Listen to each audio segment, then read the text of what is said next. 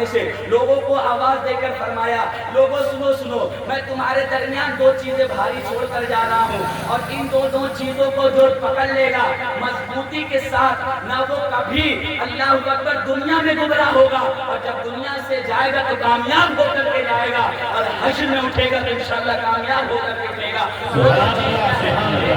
وہ دو چیز کیا ہے؟ میرے رسول پاک صلی اللہ علیہ وسلم فرماتے ہیں وہ دو چیز یہ ہے، نمبر 1 کتاب اللہ قرآن مجید یعنی پہلی چیز، اور دوسری اہل بیت اطہار کی دوسری جو چیز ہے میرے آل اللہ اکبر قرآن کا دامن، اور پھر اہل بیت اطہار کا دامن جو مضبوطی کے ساتھ پکڑا رہے گا انشاءاللہ تعالیٰ کبھی گمراہ نہیں ہوگا۔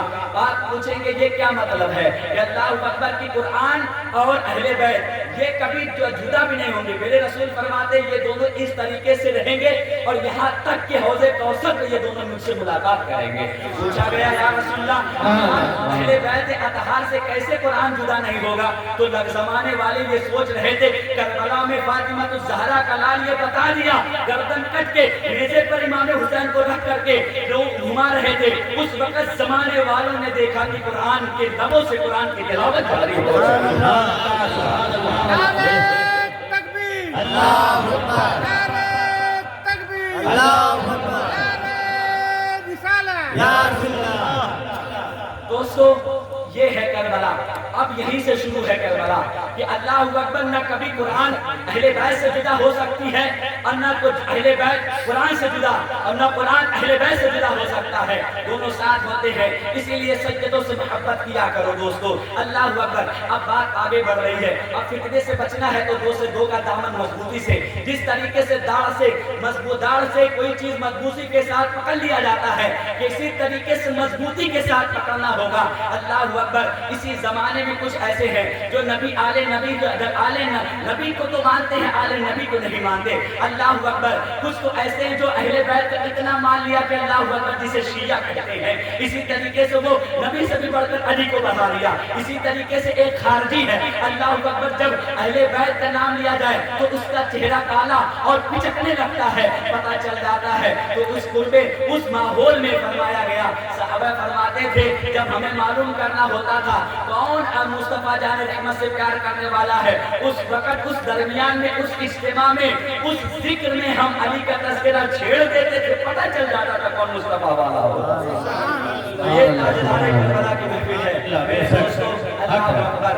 3 شعبان کا دن، اب توجہ کے ساتھ سن لیجئے اور اپنے بچوں کو بتانا، اپنی نسلوں کو بتانا، اور یہاں ایک بات تمہید کے طور پر کہہ دیتا ہوں، جس گھر میں، جس نسل میں، جس خاندان میں اللہ کی عزت کی قسم کربلا بیان کیا جاتا ہے، اس خاندان میں، اس گھر میں، اس نسل میں بزدل نہیں پیدا ہوتے، اس گھر میں شیر بھی پیدا ہوتے ہیں۔ نعرہ تکبیر، اللہ اکبر، یا رسول اللہ، نعرہ حیدری، یا علی، نعرہ حیدری، یا علی، نعرہ حیدری، یا علی۔ کربلا کی شہادت بتاتی ہے، ہمیں بزدل نہیں بناتی، شیر بناتی ہے۔ الحمدللہ مومنوں کو شیر بناتی ہے۔ اسی لیے کہتا ہوں کہ میرے دوستو کربلا اپنے بچوں کو سنایا کرو، بچوں کو سنایا کرو۔ 3 شعبان بھی، شعبان سے مراد اپنے جو دیہات میں ان پڑھ لوگوں میں یہ عوام میں جو مشہور ہے سبرات کہتے ہیں لوگ۔ تو شب یعنی شعبان، اور پھر شعبان کی 3 تاریخ تھی، 3 تاریخ کو، اور 60 ہجری تھی۔ 60 ہجری کو یزید پلید جہنم کا کتا وہ سور اللہ اکبر کہ وہ تخت نشین ہوا، اور پھر اس نے خط لکھا کس کے نام؟ امام حسین کے نام، عبداللہ ابن عمر کے نام، عبداللہ ابن زبیر کے نام، عبد الرحمن ابو بکر کے نام۔ ان 4 لوگوں کے تاریخ میں نام آتا ہے، ان کے نام لکھ کر مدینہ کے گورنر ولید کے پاس بھیجتا ہے اور کہتا ہے کہ ان سے کہیے کہ مجھ سے بیعت کریں، بیعت کریں۔ میری ماں بہنوں توجہ کے ساتھ اور بھائیوں توجہ کے ساتھ، آواز سننے والے جاگ کر بستروں پر سننے والوں توجہ کے ساتھ، کہ بیعت کرنے سے مراد مرید ہونا ہے۔